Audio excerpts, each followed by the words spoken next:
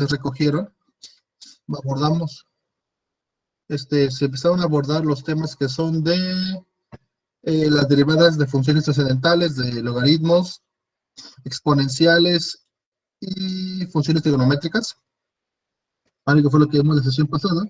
Y además se introdujo la primera aplicación de las derivadas, que son los puntos de inflexión, ¿vale?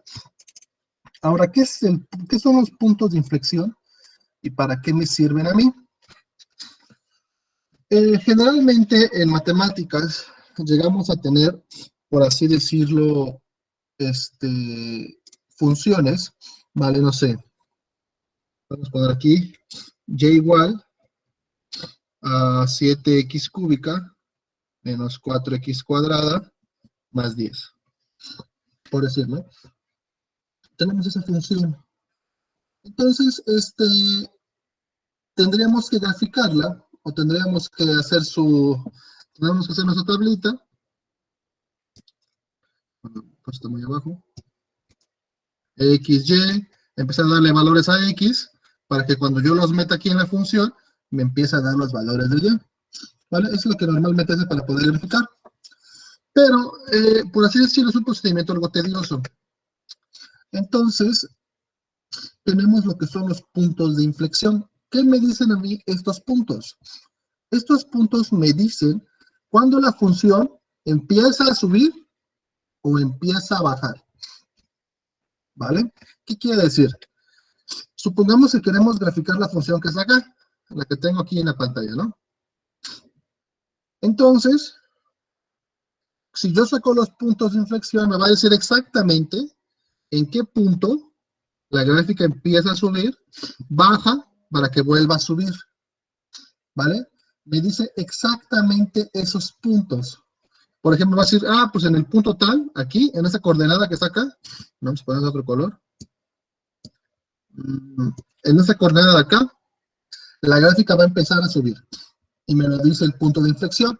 O en ese punto de acá, la gráfica va a bajar. ¿Vale? Entonces, para eso me sirve. Para que yo conozca en dónde la gráfica es cóncava hacia arriba, ¿vale? Entonces, cóncava hacia arriba o cóncava hacia abajo. ¿Ok? Cóncava hacia arriba es que hace esto. Y cóncava hacia abajo es que hace esto. ¿Vale? Entonces, esto es hacia arriba. Vamos a hacerlo en otra hoja para que quede un poquito mejor. Entonces, esto es cóncava hacia arriba. Y esto es, bueno, no así literalmente, pero se entiende que hace más o menos esto. Esto es cóncava hacia abajo. ¿Vale? Hacia arriba, porque como que la curva se puede ver que va hacia arriba. Y hacia abajo, pues porque la curva se ve o se entiende que va para abajo. ¿Vale? Entonces, esto en matemáticas es muy importante, ¿vale? Cuando empieces a ver, por ejemplo, máximos y mínimos, que es lo que van a ver en la siguiente guía, que cuando la vayan a recoger, creo que está regresando de vacaciones la recogen, pero eso es importante. ¿Por qué? Porque muchas veces, gracias a esto, nosotros podemos conocer, por ejemplo, la derivada en cierto punto, o en el punto máximo, ¿vale? O el punto mínimo de la función. Y para eso tenemos que conocer estas dos cosas. Si es cóncava hacia arriba, si es cóncava hacia abajo, o si es de las dos. ¿Vale? Entonces, para recapitular, ¿qué son los puntos de inflexión? Los puntos de inflexión son coordenadas, ¿vale? En un plano cartesiano que me indican a mí exactamente en qué punto la función empieza a crecer, a ser cóncava hacia arriba, o en qué punto la función empieza a decrecer, o es cóncava hacia abajo. ¿Vale? Esos son los puntos de inflexión y para eso me sirve. Ahora, ¿cómo los voy a calcular? ¿Vale? ¿Cómo calculo los puntos de inflexión? Vamos a hacerlo con la función que tenemos acá. ¿Vale? 7x cúbica y es igual a 7x cúbica menos 4x cuadrada más 10. ¿Vale? Esa es la función. Ahora, para que yo pueda encontrar los puntos de inflexión, necesito forzosamente que esta función cumpla dos condiciones. Y esas condiciones vienen en su guía, ¿vale? ¿Cuáles son? Que la derivada, la segunda derivada en el punto xy sea igual a 0 y que la tercera derivada igual en el punto xy sea diferente de 0. Ahora ese punto x sí puede ser, es cualquier punto en el plano, ¿vale? Es cualquier punto en la función. Se simboliza así para especificar que se está tomando un punto, porque recuerden que cuando nosotros derivamos, estamos derivando concretamente en un lugar en el espacio, ¿vale? En un punto específico de la función. Entonces, acá se simboliza de esta forma, o sea, es en ese punto específico, en el punto xy. Es cualquier punto, ¿vale? No necesariamente tiene que ser un número concreto. Se simboliza así para representarlo visualmente, ¿ok? Entonces, me dice, básicamente lo que me dice es que la segunda derivada debe ser igual a 0, o se debe de igualar a 0, y que la tercera derivada sí o sí debe ser diferente de 0. Si cumple estas dos condiciones, se dice que la función va a tener un punto de inflexión. Si no lo cumple, entonces la función no puede tener puntos de inflexión, ¿vale? Que esto generalmente se da con las funciones cuadráticas hacia abajo.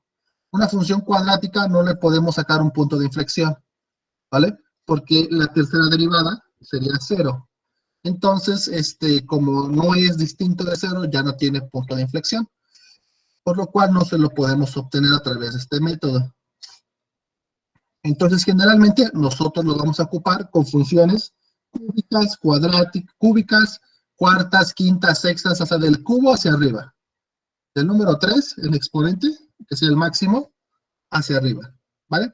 Ahí vamos a poder encontrar más puntos de inflexión. Entonces, si cumple esas dos, tiene puntos de inflexión, ¿vale? Vamos a empezar. Ahora, un concepto importante que no les mencioné en un inicio, ¿vale? Cuando empezaron a derivar, es que nosotros podemos derivar varias veces. ¿Eso qué quiere decir? Que yo puedo encontrar la derivada de la derivada de la derivada de la derivada, bla, bla, bla, bla, bla, así, hasta que yo me harte o que la derivada sea 0. En este caso, vamos a encontrar la primera derivada. Eso se simboliza con y, y acuérdense el apóstrofe, que es lo que normalmente hacíamos. ¿Cuánto va a ser esto?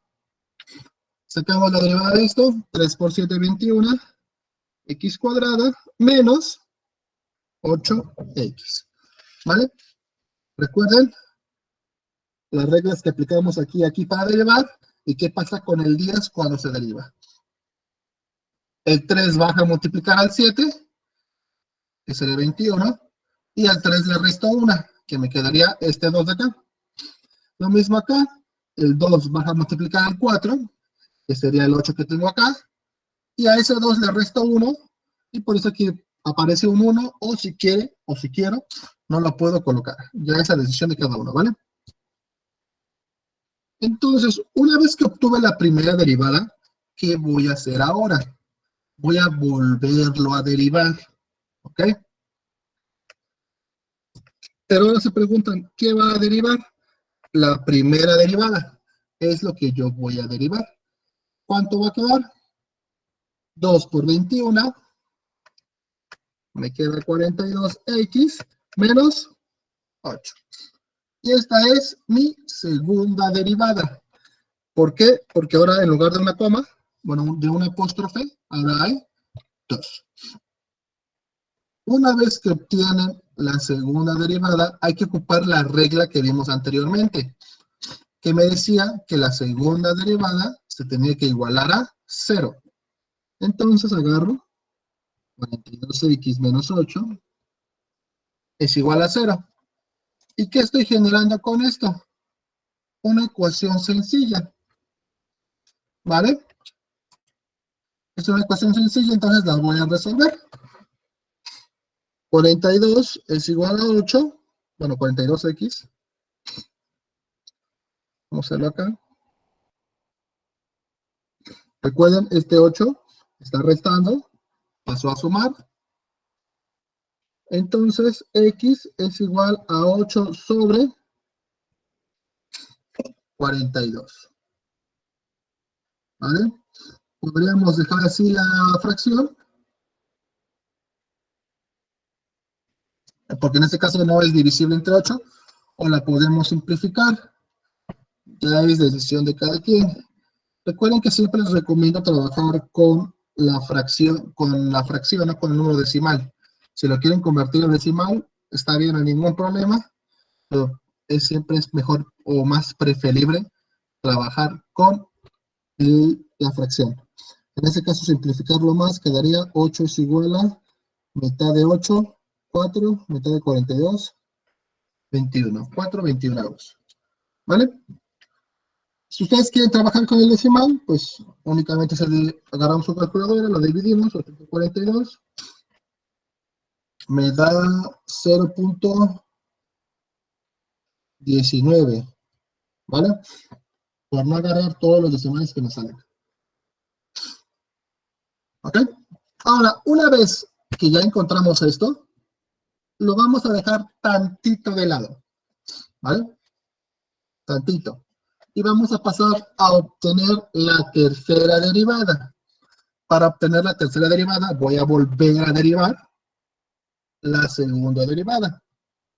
Entonces, la segunda derivada era 42x menos 8. Y la tercera derivada, ahora pongo 3 apóstrofes o 3 comitas, va a ser igual a 42. ¿Ok? Ahora, ¿por qué se obtiene la tercera derivada? Porque necesitamos evaluarla en cero. Si en la derivada me queda, si al evaluar la tercera derivada me queda 0, recuerden que entonces no hay punto de inflexión. Entonces transformamos y decimos f de 0 es igual a 42. En este caso, como no hay alguna x en donde sustituir el 0, ¿vale? Porque recuerden que donde vea x tengo que poner 0. Y en este caso, como no hay, se dice que el resultado de esto es 42. Entonces, estamos viendo que al obtener la tercera derivada, el resultado es distinto de 0 al evaluarla en 0. Por lo consiguiente, la función sí tiene puntos de inflexión. Este paso se lo podrían saltar, ¿vale? Digo, se lo podrían saltar porque mm, únicamente es para verificar si la función tiene punto de inflexión.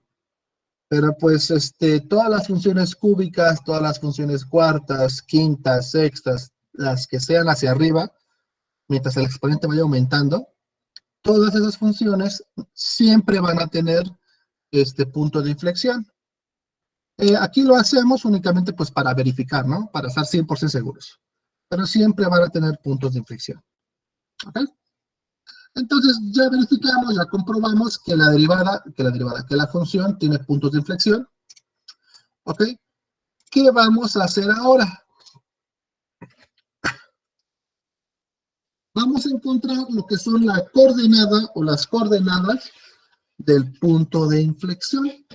¿Ok? Ahora, ¿qué vamos a hacer?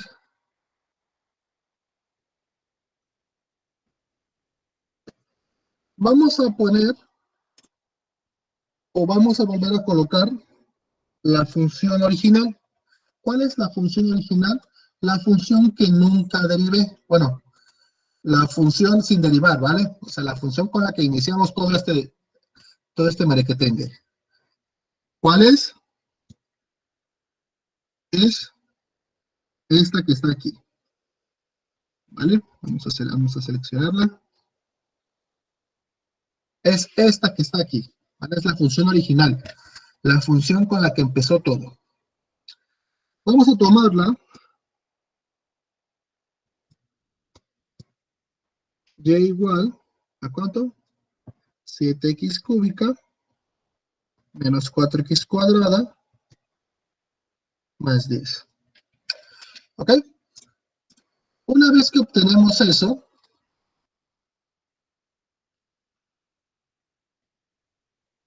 vamos a sustituir o vamos a evaluar, ¿vale? Esa función con el valor que obtuvimos en la segunda derivada. Si ustedes se acuerdan, les dije que este que estaba acá, lo íbamos a dejar de lado tantito. Ahora ya lo vamos a ocupar. Entonces, ¿recuerdan qué pasó aquí? Lo que hicimos es obtener la segunda derivada. Esa segunda derivada se igualó a 0, es lo que está acá. Se generó una ecuación sencilla de primer grado. Esa ecuación la resolvimos y obtuvimos este resultado que está apuntando a la flecha. ¿Vale? Esa fracción, 4 sobre 21. O también el decimal, 0.19. ¿Qué vamos a hacer? Este resultado se va a evaluar en la función original. Se va a evaluar acá. Entonces colocamos f de 4 sobre 21 es igual a 7 por 4 sobre 21 menos 4 por 4 sobre 21. Bueno, aquí es el cubo y aquí es el cuadrado, más 10. Y ahora es como lo que vimos en la primera unidad. Si ustedes se acuerdan, vamos a evaluar la función.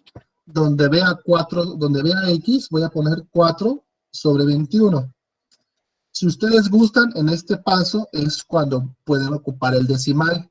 Pueden poner 0.19.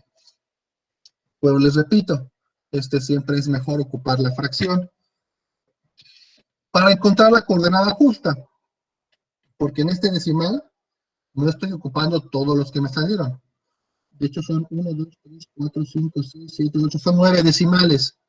Nada más estoy ocupando 2. Entonces va a haber un error tangible, pero pues no va a ser exactamente en el lugar. En cambio, con la fracción o cuando ocupemos fracciones, siempre vamos a dar en el clavo, ¿vale? O sea, siempre va a ser el punto exacto.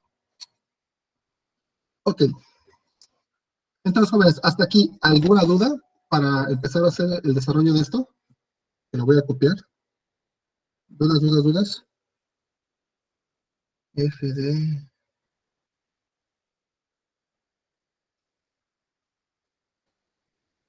¿Dudas, jóvenes?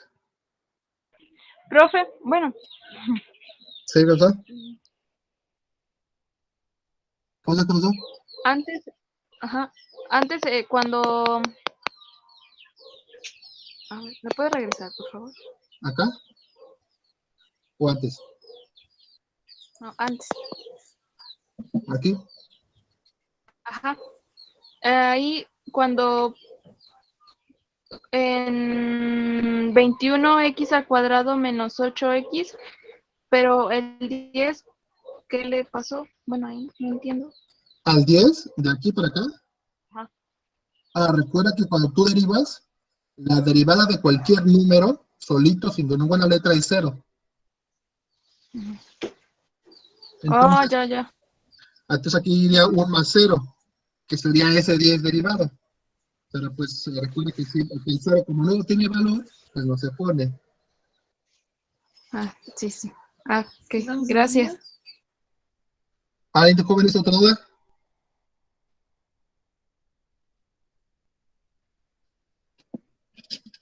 Creo que alguien mandó un mensaje. Que Jessy dice que no. Los demás jóvenes, dudas. Esta es la aplicación práctica de las derivadas, ¿eh? Por así decirlo, es el más sencillo. Los puntos, los máximos y los mínimos también son fáciles, nada más es aprenderse las dos reglas. Y ya lo que es más difícil, pues es optimización, donde ya es la derivada en sí. Pero bueno, regresando al ejercicio, nos quedamos en esto. Jesús. Nos quedamos en esto, que íbamos a evaluar la función en el punto que obtuvimos en la segunda derivada. Recuerden que yo puedo hacer el cambio de y a f, ¿vale? Se hace nada más para que se visualice exactamente qué se está evaluando, pero si quieren pueden seguir ocupando esa denominación acá. O sea, es lo mismo. Ok, aquí ya la tengo copiada. Vamos a empezar a resolver. Recuerden, jóvenes, antes de que se pongan o antes de que multipliquen, primero se desarrolla la potencia y después se multiplica. Entonces sería 7 por, tenemos que elevar al cubo el 4. 4 por 4 por 4 son 64. Y 21 por 21 por 21 son 9261. Pero es que aquí va a ser mejor trabajar con el decimal. Menos 4 por 4 por 21. Ah, no, aquí ya. Elevamos al cuadrado, sería 16 por 441 más los 10. Ahora si multiplico, en este caso el 9261 tiene séptima, que sería 64 sobre 1323 menos 4, bueno, ya multiplicamos el 4 por el otro, menos 64 sobre 441 más el 10. ¿Ok? Ahora, si se preguntan de dónde salió este número, el 1323, es porque dividí o le saqué séptima. Recuerden, ¿qué va a pasar acá? Este 7 va a multiplicar al 64. Entonces sería 64 por 7 sobre 9261. Antes de multiplicar, obtengo la séptima. Séptima de 7 es 1 y séptima de esto es el número que está aquí abajo. ¿Qué me quedó? El 64 que lo coloco arriba. 64 por 1 es 64, pues sigue siendo 64. Y el número de abajo, pues ya lo coloco en el denominador. ¿Vale? Para hacerlo un poquito más sencilla, porque ahorita tenemos que hacer una resta de fracciones. Y mientras más pequeño sea el número, pues mucho mejor. Déjenme borrar esto. Sales. Hacemos una resta de fracciones. Podemos meter el 10, ¿vale? Podemos dejarlo afuera. Sería mejor dejarlo afuera tantito. Y ya después lo meto dentro de la resta. ¿Qué voy a hacer? Voy a trabajar únicamente con esto. El 10 lo voy a dejar de lado para aplicar la regla de la carita feliz. ¿Cuál es esa regla? Es multiplicas este por este, multiplicas este por este y multiplicas estos dos. Y esa es tu carita feliz. ¿Vale? ¿Cómo va a quedar? Vamos a empezar. 64 por 441 me da 28,224 menos 64 por 1323 me da 84,672 sobre 1323 por 64 me da, no, pues 64, loco, por 441 me da 583,443 más 10. ¿Ok? Entonces, ¿de dónde salió? Vamos a hacerlo con colores para que se visualice un poquito mejor. ¿De dónde salió este número? De multiplicar este por este. ¿Vale? El menos, pues es el menos que tengo acá. ¿De dónde salió este número? De multiplicar este por este. ¿Vale? ¿Y de dónde salió el número de abajo? De multiplicar este por este. ¿Vale? Eso sí fue una carita. Ahora, es lo que yo les comentaba. Pueden trabajar con el número decimal.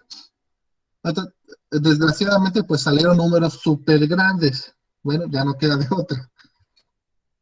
Pero si ustedes ven que queda de esta forma, pues si gustan pueden trabajar con el decimal. No hay ningún problema, ¿vale? No va a haber ningún error. En el examen voy a procurar que si les voy a dejar en fracciones el resultado o la coordenada, que sean más sencillas o que sean números más pequeños, ¿vale? O dos, les voy a indicar ahí en una nota que trabajen con decimales, ¿vale? Si es que quedan muy grandes como este caso. Así que por eso no se preocupen, ¿ok? Entonces seguimos. ¿Qué vamos a hacer ahora? Vamos a hacer esa resta que tenemos ahí. 84,672 menos 28,224 me da menos 56,000. Estamos en F de qué? F de 4 sobre 21.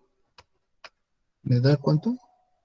Menos 56,448 sobre 583,443. Todavía nos falta tomar el más 10. No, esto va a ser enorme. ¿Hasta aquí dudas, jóvenes?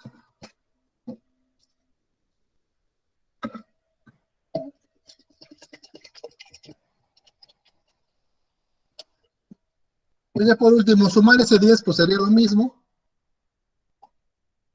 que del anterior,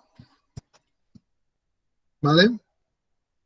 Pero hacemos fracción, volvemos a aplicar la regla de la carita feliz, este por este y estos dos.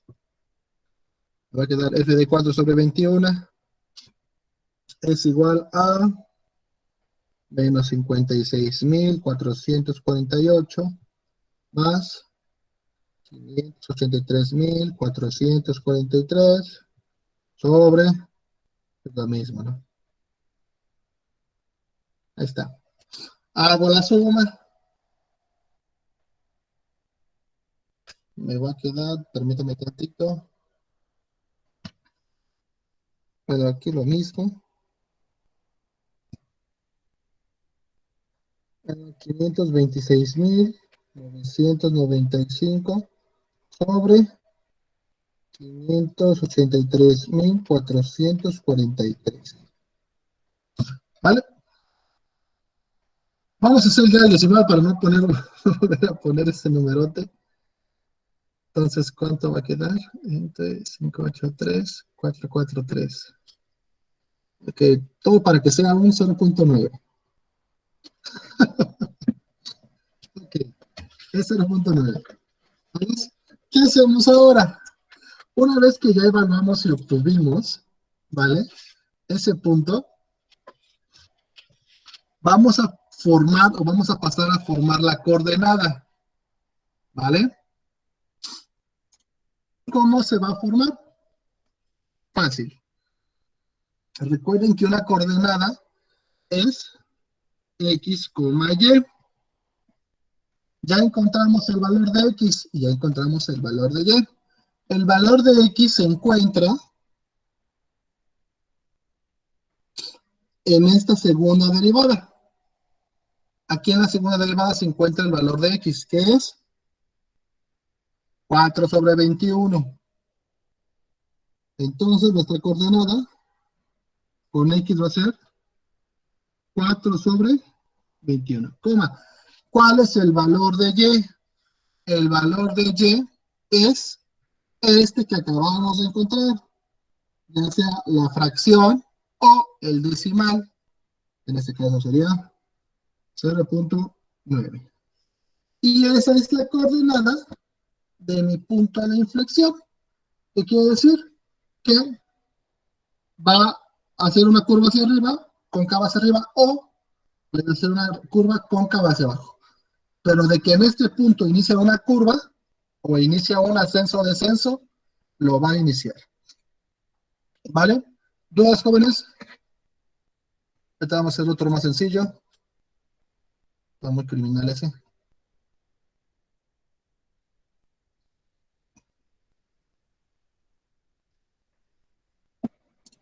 Profe, ¿le puede regresar? Tantito. ¿Ahí está? Sí, hay. Por favor. Sí, sí, no te preocupes.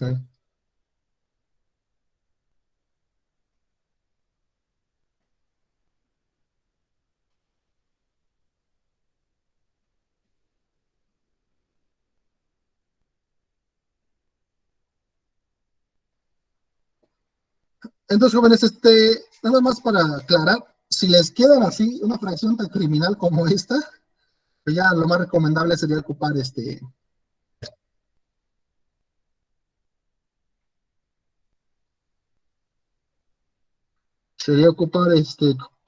los decimales, porque pues sí, ya son números muy grandes.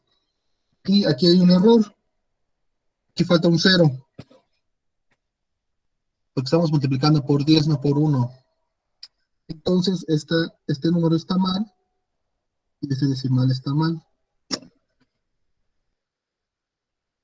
Ya decía yo, sería 56,448 menos 583,443,0.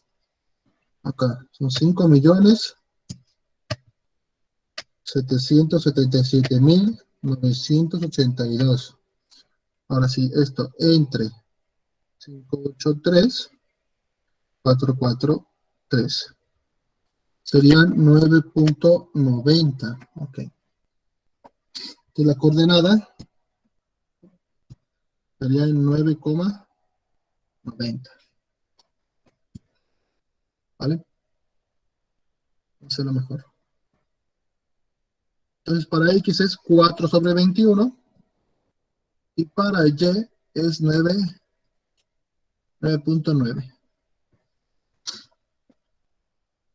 ¿Vale? Vamos a hacer un pequeño error al multiplicar.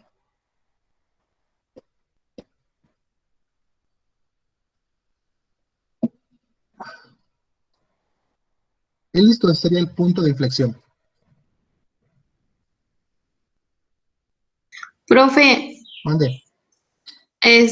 aquí en el segundo paso, eh, no, ahí donde estaba ya, Ajá. ahí, donde está el 56.448, ¿por qué sale, bueno, por qué salen todos esos números y por qué otra vez lo divide entre 583,443, 583.443? ¿Por qué sacó esto? Ajá. Porque voy a aplicar la regla de la carita feliz. Sí, ya entendí. Vuelvo a sumar las fracciones. Sí. Sí, ya, gracias. Sí. Entonces, como les repito, jóvenes, trataré de que en el examen no queden fracciones tan criminales como esta, ¿vale? Y pues esos son los puntos de inflexión. Vamos a hacer otro ejercicio. De hecho, bueno, vamos a hacer el que está en su guía. Para quienes ya lo hicieron, pueden checar. Para los que no lo han hecho, pues pueden ir viendo, o si tenían dudas, pueden ir viendo cómo se resuelve. ¿Vale? En su guía tenemos la función f de x es igual a x cúbica menos 3x más 2. ¿Vale? Es lo que tenemos en su guía. Entonces vamos a proceder a encontrar su punto de inflexión.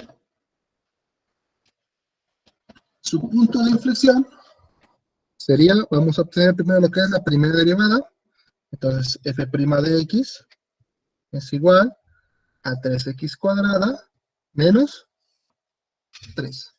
Ese es su punto de inflexión, esa es su primera derivada. Recuerden qué pasó aquí para que lleguemos a esto, ¿vale? Son las reglas que ya hemos visto, las que les comenté en un principio, que son las más importantes, porque siempre las vamos a aplicar. Encuentro la segunda derivada. F' de x va a ser igual a 6x, ¿vale? Entonces, lo mismo, el 2 va a multiplicar al 3, por eso me queda un 6. Al 2 le resto 1, por eso me queda 1, aunque no se ponga, ¿vale? Y la derivada de un número, recuerden que siempre es 0.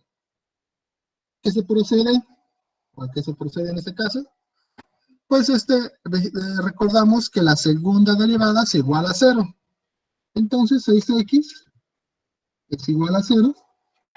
Resolvemos esa ecuación. X es igual a 0 sobre 6. Entonces x es igual a 0. Este valor que encontramos lo vamos a dejar tantito de lado porque lo vamos a ocupar después. ¿Qué se procede ahora? A encontrar la tercera derivada. La segunda derivada es igual a 6x.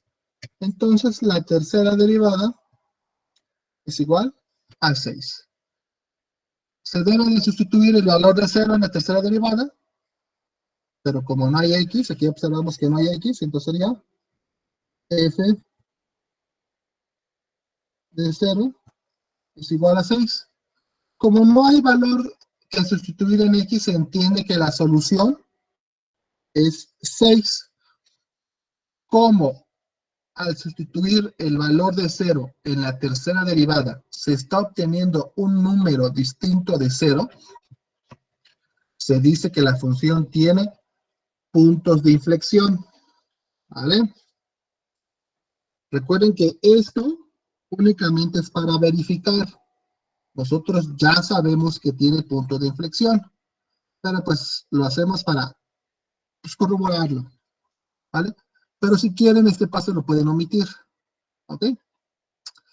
Entonces, ¿qué hacíamos después? Anotábamos la función original con la función que iniciamos esto, que es la que está acá.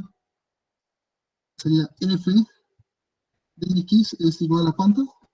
A x cúbica menos 3x más 2. ¿Qué se hacía después? Sustituíamos el valor, ¿vale? Que encontramos en la segunda derivada, en este caso es el que está acá, en la función original. Entonces sería f de 0 es igual a 0 al cubo menos 3 por 0 más 2. Haciendo operaciones, ¿vale? Aquí va a quedar 0, menos 3 por 0 son 0, más 2. Por ende, f de 0 es igual a 2. Ahora, no confundan esto con lo de arriba, ¿eh? Son cosas distintas. Aquí se dio el caso de que la segunda derivada, el valor que encontramos fue 0. ¿Vale? Se dio ese caso. Y no es lo mismo que se está haciendo acá arriba, es totalmente distinto. Ahora sí, ya podemos colocar las coordenadas. Recordemos que la coordenada es x, y. Entonces, la coordenada x es el número que encontramos en la segunda derivada. En este caso recordemos que fue el 0. Damos 0. Y y es el número que encontramos al sustituir el valor de la segunda derivada en la función original, que en este caso fue 2. Y listo. Ya habríamos encontrado el punto de inflexión de esa función. No sé si alguien tiene alguna duda, jóvenes.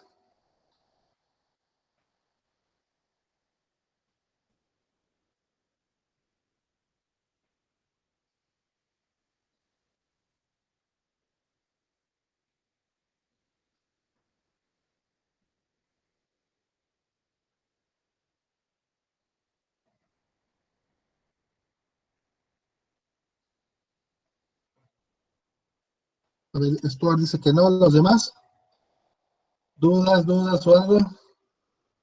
Erika, Fidelia, Violeta, Yesenia, Yasmín, ¿dudas?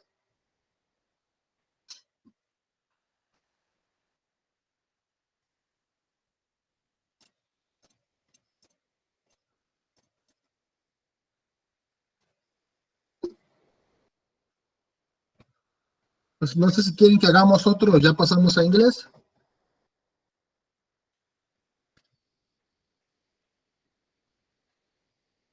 Y Yasmín dice que no.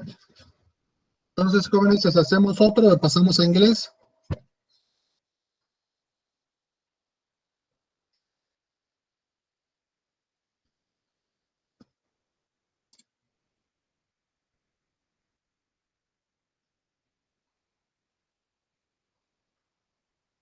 Ujú.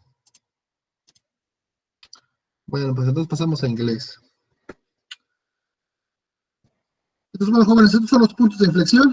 Recuerden, me sirven para mí saber en qué coordenada va a existir o va a empezar una curva hacia arriba o una curva hacia abajo, ¿vale? Para eso me sirven. Más que nada, pues para no graficar la función, que muchas veces es tedioso. Y pues con derivadas podemos obtener mucha información de la gráfica sin necesidad de hacerla, ¿vale? Entonces, bueno, ahora pasamos a inglés, ¿vale? En inglés ahorita, ¿vale?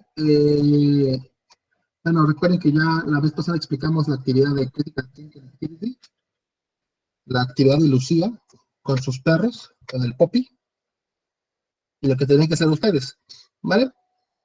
Pero ahora vamos a entrar en otro apartado que creo que ya lo habíamos visto.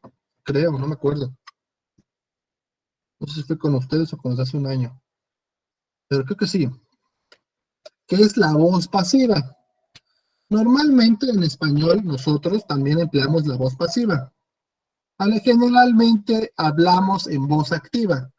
Siempre nos comunicamos hablando o estructurando las oraciones en voz activa. La voz activa es la estructura que ustedes conocen de toda la vida. Sujeto, verbo, predicado. ¿Vale? La que les enseñan en la escuela, con la que ustedes hablan, con la que ustedes se comunican. Ahora, ¿qué es la voz pasiva?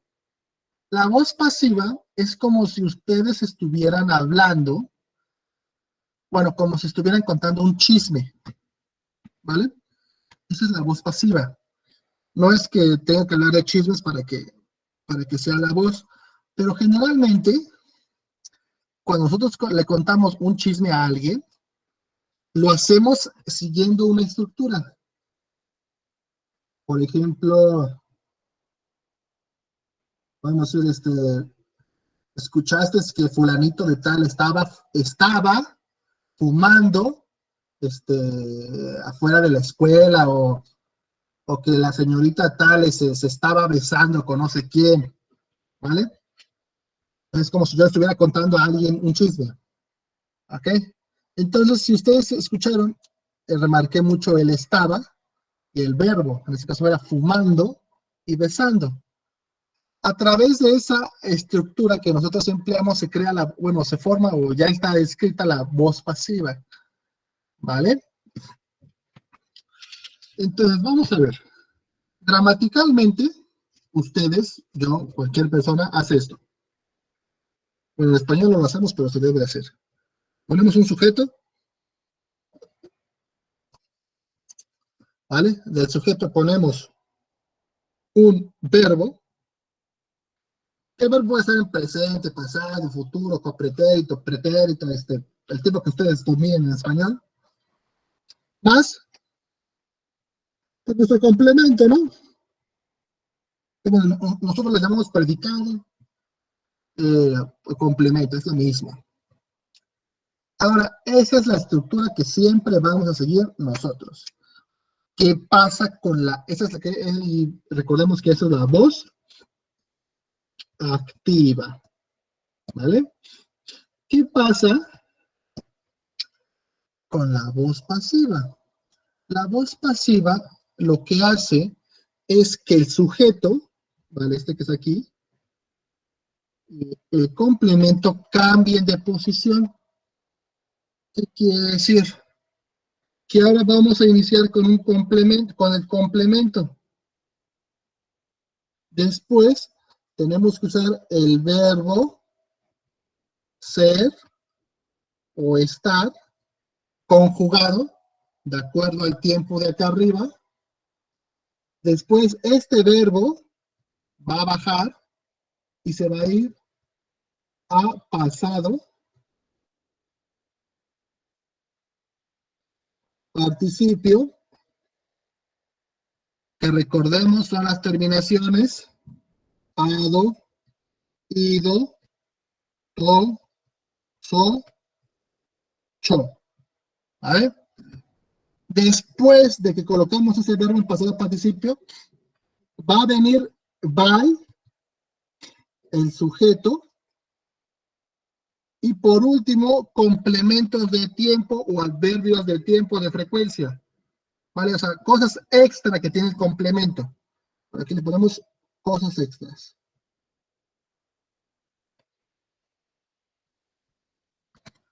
¿Vale? Entonces, eso es lo que hacemos, o eso es lo que pasa cuando pasamos de voz activa a voz pasiva.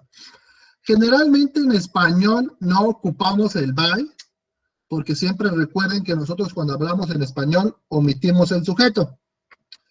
Entonces, siempre lo vamos a omitir en español, pero recuerden que en inglés es necesario. A veces es bueno ponerlo o a veces no. Eso ya es dependiendo de la oración. Pero eso sería la voz pasiva. Entonces, la voz pasiva es hablar o contar algo, a alguien algo que pasó con una persona. ¿Vale? ¿Dónde se ocupa esto? Generalmente en las noticias, jóvenes. Cuando ustedes escuchan las noticias, por ejemplo, las de Denise Dresser, o las de López Dóriga, o las del, no recuerdo del otro, del bigotón de TV Azteca, le están hablando en voz pasiva. Nosotros, ¿vale? Estamos acostumbrados siempre a escuchar y a entender lo que le decimos. ¿Por qué? Porque es nuestra lengua madre, es nuestra lengua con la que nosotros crecimos. Por lo cual, muchas veces ocupamos la voz pasiva y no nos damos cuenta. ¿Por qué? Porque nunca nos enseñaron a diferenciar entre voz activa y voz pasiva. O no sé si alguno de ustedes, en la secundaria o en la primaria les enseñó esto de voz pasiva y voz activa, ¿vale? Porque lo usamos. Pero, desgraciadamente, como nosotros no dominamos nuestra lengua, o sea, hablamos por hablar, pues muchas veces aprender otra lengua nos cuesta más, porque por ejemplo en el inglés está muy remarcado eso, ¿vale? De voz activa y voz pasiva. Entonces ahí ellos como que lo tienen definido bien y saben cuándo hablan en voz activa y saben cuándo hablan en voz pasiva, ¿vale? Entonces a todo esto, la voz pasiva, recordemos, me sirve para hablar o para contar algo que hizo o que le pasó a otra persona, ¿vale? Ya vimos el ejemplo de que, no sé, que fulanito estaba fumando afuera o de la escuela, o que alguna señora estaba besando con un tipo afuera, a lo que sea. Pero es como contarle algo a alguien, ¿vale? Ahora, vamos a ver un ejemplo en inglés, ¿vale? En español se puede seguir la misma estructura, los vamos a traducir, pero vamos a hacer oraciones sencillas. No sé si alguien quiere que se ocupe algún sujeto o algo, o si no, la oración puede ser. Vamos a ver, podemos ocupar aquí la oración más básica, ¿no? O vamos a ver, espérenme tantito.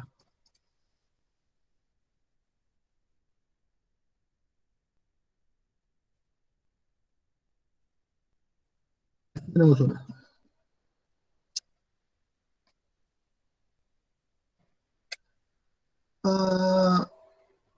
She reads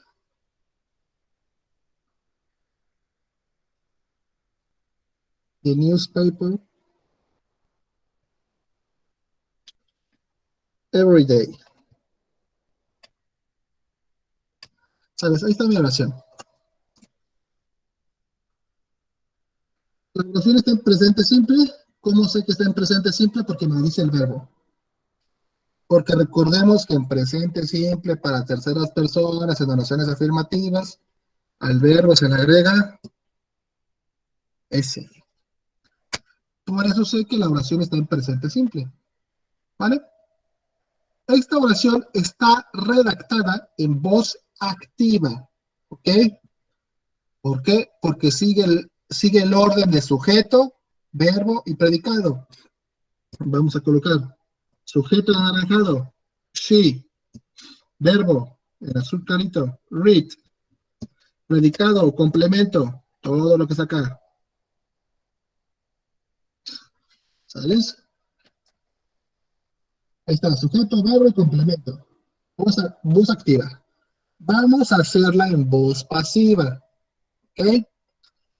Antes de que yo pueda hacer esto en voz pasiva, tengo que identificar las partes de la oración. Ya lo hicimos, ¿vale? Ahí está, sujeto, verbo y complemento. Pero el complemento lo tengo que segmentar. ¿Por qué? En el complemento nosotros metemos la acción que está realizando el sujeto. En este caso, ¿qué está haciendo? Pues se está leyendo el periódico, ¿vale? Bueno, ¿qué está leyendo? El periódico. Entonces, esto que está acá, que voy a colocarlo mejor ahora de otro color. Eso me come la griega. Ahí está. De verdadcito. Every day, ¿vale? Es algo extra que tiene mi oración.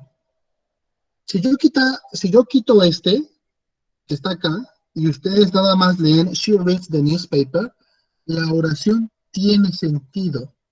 Ustedes la pueden traducir y la oración va a tener un sentido lógico, que diría, ella lee el periódico. ¿Se entiende? ¿Vale? ¿Qué pasa con el everyday? Eso es para especificar aún más lo que hace el sujeto. Y diría, ella lee el periódico todos los días. ¿Vale? Entonces, es un extra que se le está agregando a la oración.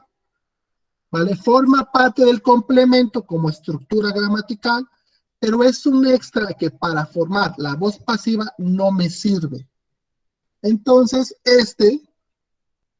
va a ir al final de la voz pasiva, ¿vale? Aunque sea parte del complemento, ¿vale? Es un extra que tiene el complemento. Es algo añadido, que sin él la oración funciona. Con él la oración sigue funcionando, pero ahora es más específica, ¿vale? ¿Por qué? Porque muchas veces cuando ustedes empiezan a pasar oraciones de voz activa a voz pasiva, ustedes piensan, o generalmente se piensa, que todo el complemento lo debo de pasar, y es un error muy común.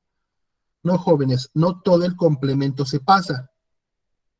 Solo la parte importante, lo que está haciendo el sujeto, en este caso, que lee el periódico, nada más eso. ¿Vale? Entonces, ¿cómo va a quedar? Vamos a empezar.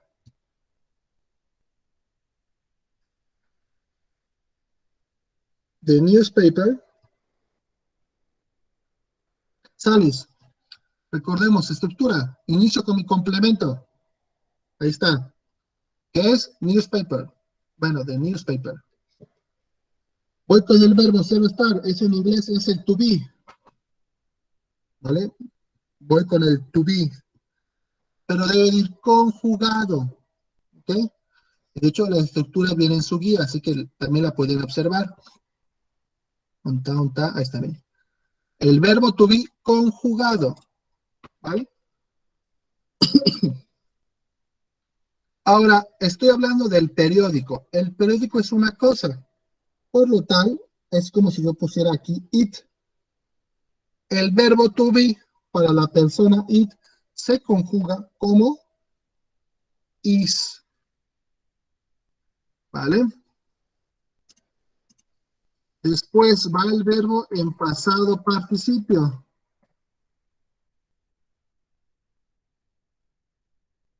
El verbo es read. ¿Cuál es su pasado participio? Read. Recordemos que es un verbo irregular y este no cambia en presente, pasado y pasado participio. Después, ¿qué va? Va esto. Si lo queremos colocar, lo colocamos. Si no, también está bien. Pero bueno, vamos a colocarlo. By, sí, every day. Y listo. Ahí está hecha la oración. De voz activa a voz pasiva. ¿Cómo se traduce la voz pasiva? El periódico es leído por ella todos los días. Si queremos quitar este, lo podemos hacer, ¿vale? Quedaría, el periódico es leído todos los días. La oración sigue teniendo sentido, únicamente pues que no sabemos quién lo lee, únicamente que se lee todos los días. Por eso, si quieren, podemos colocar el van. Sí. Entonces, dudas, jóvenes, con esto. Es un poco complejo de entender en un inicio, y más que nada separar el complemento, ¿vale? No sé si alguien tenga dudas.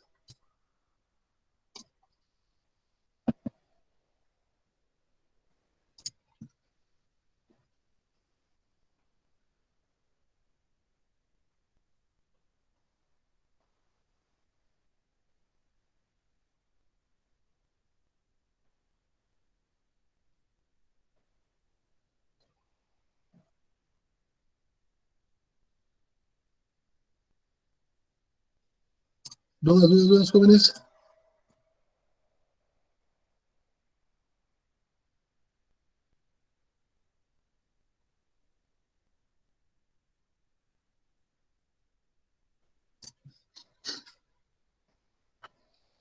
¿Dudas de esto, jóvenes? ¿Dudas? Pregunten de una vez.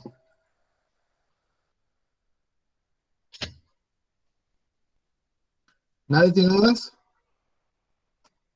Vamos a ver entonces. Vamos a ver otros dos ejemplos. Vamos a colocar la oración.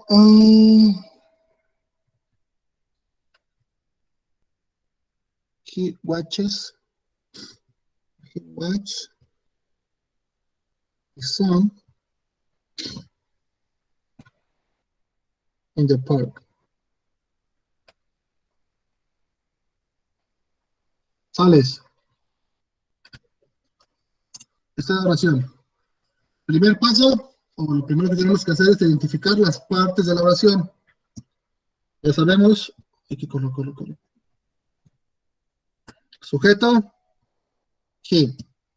Verbo, watches. Complemento, ahora va a ser de gris. Todo esto es mi complemento. Sales, ahí están las tres partes de la oración. El complemento se debe de segmentar. Recordemos que el complemento puede tener extras para especificar más la oración. Si yo quitara esto, bueno, Jesús. Si yo dejara la oración hasta acá, he watches his son, él observa a su hijo, ¿entienden la oración o se entiende la oración?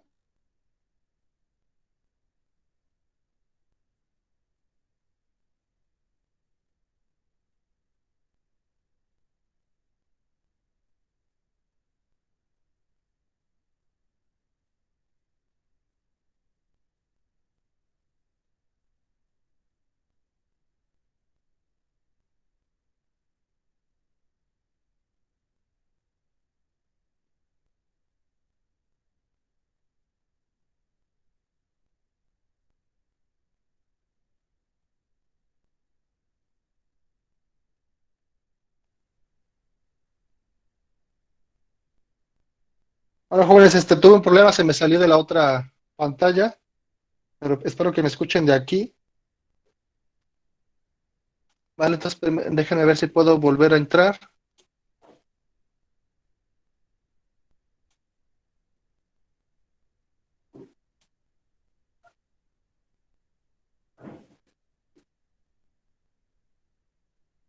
Espérame tantito. UNK.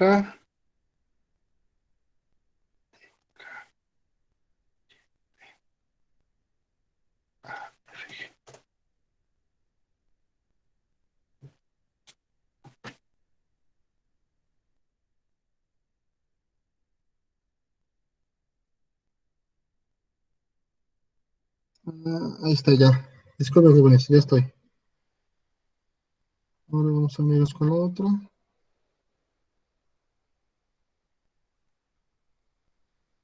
Ahí está, jóvenes, ya disculpen. Ahí está. Estábamos con esta, he watches his son. Entonces, si nosotros leemos únicamente he watches his son, la oración tiene sentido, porque me dice que él observa a su hijo, o él ve a su hijo. Agregamos in the park para especificar exactamente en dónde lo está observando, dónde está su hijo en el parque. ¿Vale? Entonces, para realizar la voz pasiva, ¿vale? El complemento va a ser his son, y el complemento o lo extra es in the park, ¿vale? Para que lo tengamos presente. Sales, voy a hacer la voz pasiva. Entonces empezamos. Vamos a ver con negrito.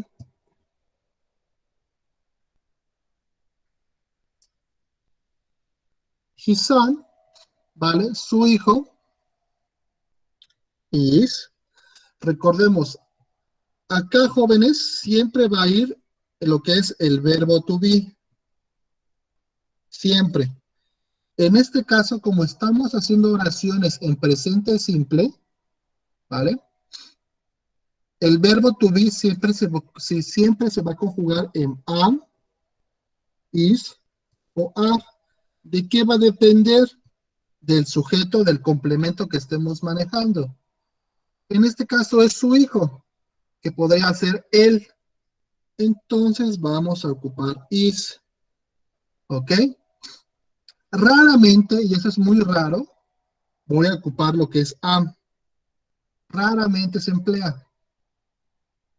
Generalmente es is o are, pero eso es para que lo tengan presente. Si ustedes se preguntan de dónde sale el is, de dónde sale o de dónde sale el are, ¿vale? Después, según la estructura, va el verbo en pasado participio. El verbo es watches. Es un verbo regular. Entonces, el pasado participio se forma agregando ed. Ahora, también deben de tener cuidado porque los verbos tienen terminaciones dependiendo del tiempo. En este caso, como es presente simple, es tercera persona y es una oración afirmativa, recuerden que el verbo solo es watch. Se le está agregando la ES por la regla del presente simple. Entonces no vayan a poner aquí todo esto, ¿vale? Porque ese verbo no existe. Hay que borrar la terminación del verbo anterior y posteriormente se coloca la terminación del nuevo tiempo que yo estoy manejando. ¿Ok? Después sigue el by, ¿sí? Que recordemos, lo podemos poner o no, es decisión nuestra.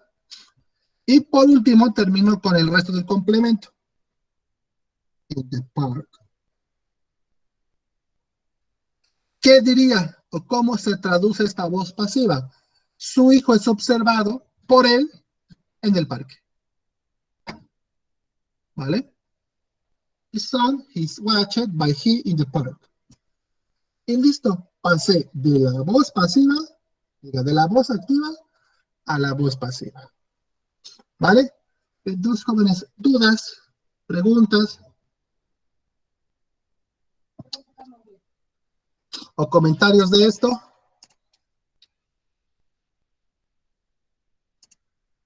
Dudas. También puede haber, bueno, oraciones negativas. Ah, sí. En este caso, quien se va a negar estaría el is o el verbo to be. Si quieren, hacemos una para que veamos. Vamos a ver cuál podemos.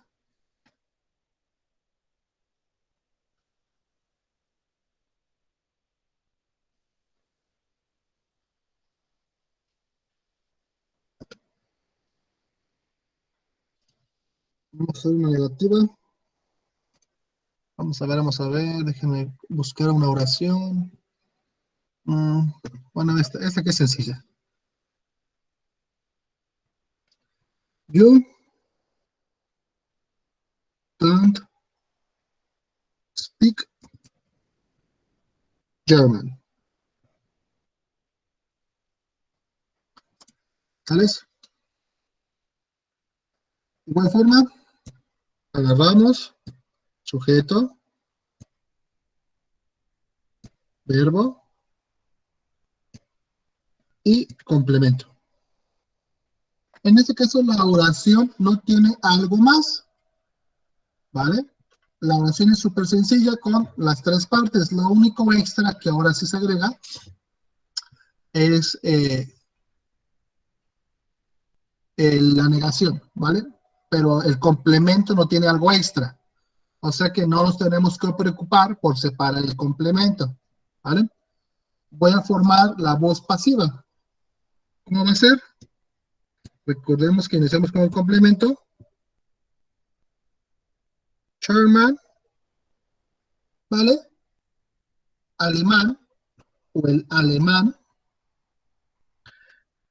Isen, y aquí es cuando ya empiezo a negar. ¿Por qué? Recuerden, aquí la negación cae sobre el auxiliar del tiempo. En este caso, como es presente simple, el auxiliar es do o dost. O estoy ocupando do porque estoy empleando el sujeto you, ¿vale? Ahora, como la oración es negativa en voz activa, obviamente debe de ser negativa en voz pasiva. Pero recuerden que nosotros no podemos negar a estos verbos. Tenemos que usar un complemento. Un complemento, un verbo auxiliar, o en este caso un verbo especial. Ustedes recuerdan, o de las clases que hemos tenido, que el verbo to be es un verbo especial y es un verbo que puede recibir la negación. Por eso, aquí estoy negando a Alice, ¿vale? Después, spoken, creo que es spoken. El verbo va en pasado participio. Sería spoken, ajá. Spoken. ¿Ok? El by con el sujeto. Y listo, ya habríamos terminado la voz pasiva. Recuerden, no hay nada que agregar aquí, no hay un extra que tenga el complemento, por eso pues no se agrega nada. ¿Y cómo se traduce? El alemán no es hablado por ti. Aquí ya podremos agregar algo para que la oración sea un poquito más coherente. No si la lengua alemana o no puedes hablar, o la lengua alemana no es hablada por ti.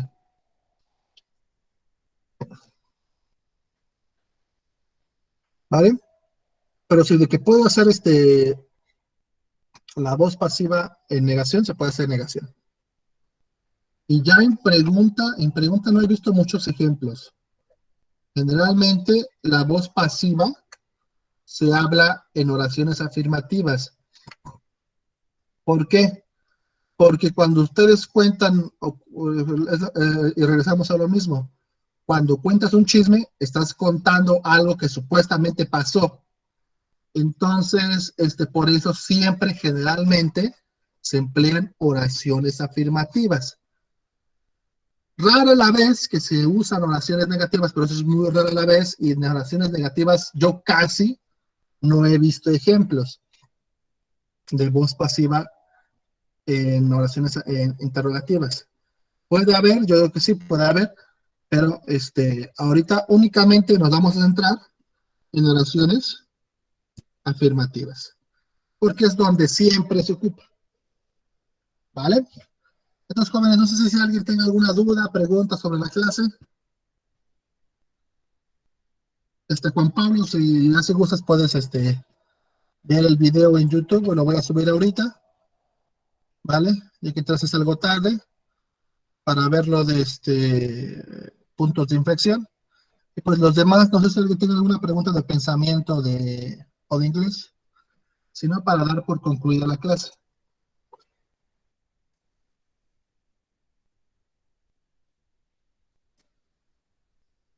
Ok, ok, veré. Sí, no, no te preocupes. Después yo también, ahí lo checas después. Todos los demás, Violeta, Erika, Wendy, Videlia, Cecilia, Yasmín, Yesenia, ¿dudas? ¿Nada? ¿Preguntas?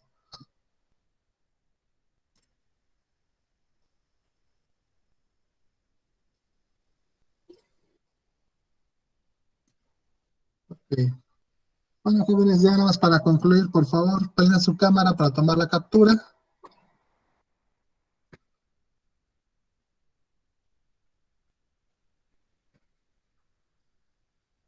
Los demás, por favor, Stuart, Pere, Yesenia, Fidelia.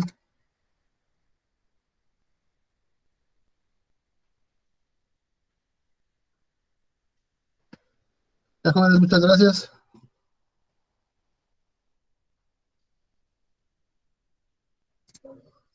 Y pues bueno, jóvenes, esa sería su última clase de este año. Agradecerles a los que pues, siempre se conectan y están aquí. Muchas gracias. Y bueno, desearles